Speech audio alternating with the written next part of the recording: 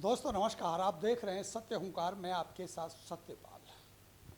2024 लोकसभा चुनावों का महायुद्ध अब अपने चरम पर है। जैसे जैसे तारीख नज़दीक आ रही है, चुनाव और तेज होता चला जा रहा है। स्थितियां स्पष्ट हो रही हैं, कोई पाला बदल रहा है तो कोई आने वाले समय के लिए अपनी राजनीतिक जुगत लगा रहा है। और इसी उठापटक में राजनीति भी स्पष्ट होने लगी है। हम भी ये समझने की कोशिश कर रहे हैं कि अब की बार फरीदाबाद का ताज आखिर किसके सर सजेगा। मुकाबला कड़ा है और मेरे साथ मौजूद हैं भारतीय जनता पार्टी के वरिष्ठ नेता, निवर्तमान पार्षद, पति कहूँ या पूर्व पार्षद ओम प्रकाश रक्षवाल। आप वार्ड 25 से हैं, वैसे तो अच्छी पकड़ भारतीय जनता पार्टी के साथ रखते हैं। आइए समझते हैं कि अब की बार लोकसभा फरीदाबाद का चुनाव किसको ताज सजा रहा है। तो आइए स्वागत करते हैं। सबसे पहले ओम प्रकाश जी, आपका बहुत बहुत स्वागत। सबसे पहले धन्यवाद सतपाल जी, आपके सभी सत्य हुंकार की टीम का बहुत बहुत स्वागत और धन्यवाद। सीधा सा सवाल अगर पूछूं आपसे कि चुनाव जैसे जैसे आगे बढ़ रहा है, स्थिति स्पष्ट होती जा रही है, क्या लग रहा है आपको, क्या अब की बार फरीदाबाद में मुकाबला कांटे का होगा?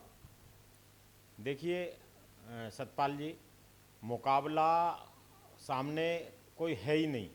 भारतीय जनता पार्टी के प्रत्याशी चौधरी कृष्णपाल गुर्जर जी की लोकप्रियता, माननीय मोदी जी प्रधानमंत्री जी के प्रति लोगों का हृदय से उनका लोगों की चाह, उसके सामने कोई है ही नहीं। अब जो सामने प्रत्याशी कांग्रेस के हैं वो कहाँ टिकते हैं। मैंने देखा है पिछले 10 साल में उनका लोगों से कोई संपर्क नहीं रहा और 10 साल में फरीदाबाद की आधी आबादी ऐसी है जो इन 10 सालों के अंदर अंदर बसी है, वो लोग उनको जानते तक भी नहीं है।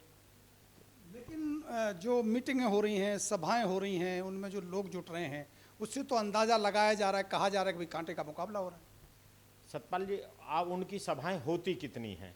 उनकी पूरे दिन में 1 या 2 सभा होती हैं और वो भी वो पूरे विधानसभा के और कुछ लोग उनके पूरे लोकसभा के जो पूरे सुबह शाम तक साथ रहते हैं, उनका मिला जुला कर कहीं 100-200 लोग वो इकट्ठा कर पाते हैं या कहीं इक्का दुक्का वो करते हैं। लेकिन चौधरी कृष्णपाल गुर्जर जी की 13 अप्रैल से टिकट मिली थी, तब से 9 विधानसभाओं की बड़ी रैली कर चुके, जिनमें 10-10, 15-15, 20-20 हज़ार लोग रहे। उसके बाद उन्होंने नगर निगम के वार्डों के हिसाब से उन्होंने पूरा लगभग एरिया कवर कर चुका। एक एक नगर निगम के वार्ड में जितनी पार्षदों की उनकी हो रही है जनसभा, 4-4, 5-5 हज़ार लोग इकट्ठे हो रहे हैं, इतनी उनकी पूरे विधानसभा और पूरे क्षेत्र में कांग्रेस प्रत्याशी की नहीं हो रही जितने वो अपने वार्ड के लोग उनकी बीजेपी के लिए, चौधरी कृष्णपाल गुर्जर जी के लिए कर रही। तो उनका भी आप अंतर देखिए। चौधरी कृष्णपाल जी की दिन में एक, उसमें आप देखिए लगभग 15 कार्यक्रम होते हैं और वो 15 के 15 में हज़ारों लोग होते हैं और उनके पूरे दिन में 2 या 3 कार्यक्रम होते हैं, वो भी पूरा मिला जुला कर वो करते हैं। तो एक बहुत बड़ा अंतर ये भी देखिए आप। कहा यह भी गया कि 6 पार्षद बीजेपी छोड़ करके कांग्रेस में चले गए। 35 पार्षद होते हैं नगर निगम में, 6 अगर छोड़ के पाला बदल जाएंगे तो क्या ये माहौल नहीं बनाएंगे? क्या ये नुकसान बीजेपी को नहीं करेंगे? देखिए, ये छदम राजनीति कर रहे हैं, ये एक भ्रामक प्रचार कर रहे हैं। आप देखिए कि वो 6 जो पार्षद जिनके ये नाम ले रही हैं, क्या वो बीजेपी के कमल के चिन्ह पर जीते थे? क्या वो बीजेपी की उनकी प्राथमिक सदस्यता रही है? वो ना तो बीजेपी के प्राथमिक सदस्य रहे और ना ही वो हमारे पार्टी के चुनाव चिन्ह पर पार्षद बने हैं। वो हमारे सरकार में रहते हुए उन्होंने हमको, बाद में हमारा तो अपना बहुमत था, 29 पार्षद हमारे रहे, लेकिन उन्होंने कहा कि भाई हम भी आपको सपोर्ट करते हैं, हम भी, हमारी सरकार थी, वो लगे रहे। वो पहले भी उनके थे, आज भी उनके। लेकिन जो वो भ्रामक प्रचार और छदम राजनीति जो मैं कह रहा हूँ, आज उनके पास कुछ नहीं है तो अपने पुराने लोगों को ही फिर वो पटका पहना कर कहते हैं कि देखो जी ये कांग्रेस ज्वाइन हो गई। क्या जो लोग, ये फरीदाबाद के जनता है, ये इतनी मूर्ख नहीं है। जनता जागरूक है, जनता समझदार है फरीदाबाद की। वो जानती है कि ये तो पहले भी कांग्रेस ही था, आज भी कांग्रेस ही है। इनको पटका पहनाकर ये कर रहे हैं तो उससे कहीं ना कहीं उनकी नाकामी झलकती है, कहीं ना कहीं कांग्रेसियों की। जातिगत राजनीति पर बहुत ज़्यादा प्रभाव होता है। जातिगत आधार पर राजनीति को आंका भी जाता है, चाहे पार्टियां हो, टिकट भी वो जातिगत आधार पर देती हैं।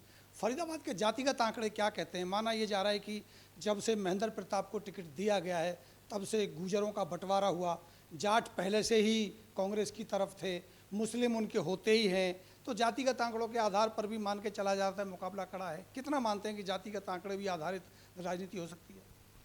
सतपाल जी, पहली बात तो मैं बता दूं, ना तो भारतीय जनता पार्टी और ना ही हमारे यहाँ के लोकप्रिय प्रत्याशी चौधरी कृष्णपाल गुर्जर जी जाति की राजनीति करते हैं।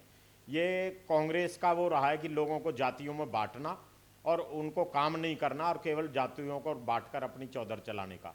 भारतीय जनता पार्टी जाति आधारित राजनीति नहीं करती। चौधरी कृष्णपाल गुर्जर जी 36 बिरादरी के नेता हैं। लेकिन जहाँ तक ये कहते हैं, अब आप गुर्जरों की बात करें, मैं कहना चाहिए, हमारे मुस्लिम भाइयों की बात आप कर रहे हैं, मैं कहना चाहता हूँ अभी जो हतीन में चौधरी कृष्णपाल गुर्जर जी की जिसमें हजारों लोग थे, जो जनसभा थी बड़ी, वहाँ जो देखने को प्यार मिला, क्योंकि चौधरी कृष्णपाल गुर्जर जी जब बात करते हैं तो वो केवल एक जाति बिरादरी या वो नहीं, वो सबको देखते हैं। और मैं कहना चाहता हूँ भाजपा और कांग्रेस का यही तो अंतर है। कांग्रेस अपने घोषणा पत्र में या अपनी बात में कहती है कि देश के जो सुविधाएं हैं उन पर पहला अधिकार अल्पसंख्यकों का होगा, और मोदी जी कहते हैं कि देश के सुविधाओं पर पहला अधिकार गरीबों का होगा। अब आप बताइए, गरीबों में क्या मुस्लिम नहीं है, या हिंदू नहीं है, या सिख नहीं है, या ईसाई नहीं है, पारसी नहीं है? गरीबों में सब है। तो गरीब की जाति का उद्धार हो, ये बीजेपी चाहती है। अब गरीब तो सब धर्मों में है, तो ये तोड़फोड़ की राजनीति, धर्मों में बांटने की, जातियों में बांटने की कांग्रेस करती आई है। उससे कोई फर्क नहीं पड़ने वाला। आप देखते हैं सारे होडल में, हतीन में, पलवल में जो जाट बहुल्य गांव है, मुझे तो लगता है उनकी रैली हमें ज़्यादा सार्थक नज़र आती हैं जो भारतीय जनता पार्टी के वहाँ रैली हो रही है, कि उन बड़ी बड़ी रैली हो रही है चौधरी कृष्णपाल गुर्जर जी की, तो कहीं कोई वो कमी नहीं है। छवि को लेकर बात करें तो छवि के मामले में आप महेंद्र प्रताप या कृष्णपाल को कैसा देखते हैं? कहा यह जा रहा है कि महेंद्र प्रताप की छवि बतौर कृष्णपाल के ज़्यादा बेहतर है और इसीलिए लोग शायद उनके साथ जुड़ रहे हैं। देखिए, मैं वो हमारे बुजुर्ग हैं, मैं उनका सम्मान करता हूँ, उनके बारे में कोई बात ऐसी नहीं कहना चाहता। लेकिन मैं कहना चाहता हूँ, यहाँ वो फरीदाबाद से पहले एमएलए और विधायक और मंत्री रही हैं।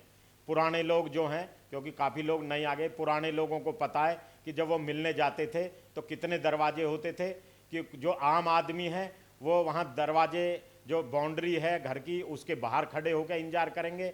जो फिर उनमें से थोड़े खास थे वो लॉन में इंतजार करेंगे, जो फिर उनमें से और खास थे वो बरामदे में इंतजार करेंगे, और जो बिल्कुल उनके इर्द गिर्द वाला सर्कल था वो कमरे में जाके मिलेंगे। ये बात किसको नहीं मालूम? ये चौधरी कृष्णपाल गुर्जर है, भारत सरकार का मंत्री होने के बाद भी फरीदाबाद में, ये नहीं दिल्ली बैठ के राजनीति करता है, फरीदाबाद की लोकसभा की गलियों में सबको नजर आता है, लोगों के शादी ब्याह दुख तकलीफ सब में खड़ा रहता है। आम जो गरीब आदमी है उसके फंक्शनों में खड़ा होता है। तो जो सरलता है चौधरी कृष्णपाल गुर्जर जी का कोई मायने नहीं। एक बड़ा आरोप ये लगाया जाता है कि बहुत सारा भ्रष्टाचार किया, फरीदाबाद से बहुत सारा धन उगाही कर ली, इस तरह के जो आरोप लगते हैं उस पर आपकी क्या राय है? देखिए, विपक्ष के पास जब कुछ मुद्दा नहीं है, कुछ अनर्गल बातें करेंगे। लेकिन मैं कहना चाहता हूं कि जो कांग्रेस राज में आए दिन मंत्री जेल जाते थे, मंत्री जेल से बेल पर आते थे, आज भारतीय जनता पार्टी के राज में बताए ना किस पर क्या आरोप सिद्ध हुआ है। अब ये तो आरोप तो कोई भी लगा दे, किसी के धंधे या कारोबार के बारे में जो बात करते हैं। मैं कहता हूं अगर आदमी को ईमानदार रहना है तो अपना नेता को अपनी कोई दुकान मकान कारोबार करना चाहिए, ताकि वो अपना जीवन अपने बच्चों को उस अपनी दुकान मकान कारोबार से पाले और राजनीति में बेईमानी ना करे। इसलिए अगर हमारे प्रत्याशी का कोई कारोबार है, कोई उनका कोई बिजनेस है, तो वो उसको ईमानदारी से करते हैं, राजनीति को अपनी को पवित्रता से करते हैं। तो कारोबार अगर नहीं होगा तो आदमी का परिवार के लिए फिर बेईमानी करेगा क्या? इसलिए कारोबार होना तो कोई गलत नहीं है, लेकिन कहीं कोई भ्रष्टाचार का आरोप सिद्ध करके बताए, कोई एक भी व्यक्ति बताए, हम आपकी बात मान लेंगे। तीसरी जीत के लिए कितने आश्वस्त हैं? देखिए, जो 10 लाख पार का फरीदाबाद में नारा है, मैं उसको बिल्कुल आपको यहाँ कह रहा हूँ डंके की चोट पर, फरीदाबाद लोकसभा के लोग कृष्णपाल गुर्जर जी को इस बार 10 लाख पार करके जिताएंगे और लोकसभा में मोदी जी की तीसरी सरकार में शामिल कराएंगे। बहुत बहुत शुक्रिया आपका। धन्यवाद सतपाल जी, आपका, आपके सभी दर्शकों का। तो ये थे मेरे साथ ओम प्रकाश रक्षवाल, जो बड़ी ही बेबाकी से उन सारे सवालों के जवाब दे रहे थे जो विपक्ष के द्वारा लगाए जा रहे हैं, और अभी भी बड़ी ही गंभीरता से, अस्वस्थ ही नहीं, पूरी गारंटी के साथ, इस भरोसे के साथ मैदान में हैं कि जीत तीसरी बार भी होगी और 10 लाख के पार ही होगी। अब देखना ये होगा कि 4 मई को क्या होगा। इस पर भी हमारी नज़र बनी है। जोड़ेंगे आपको, जुड़े रहिए हमारे साथ। नमस्कार।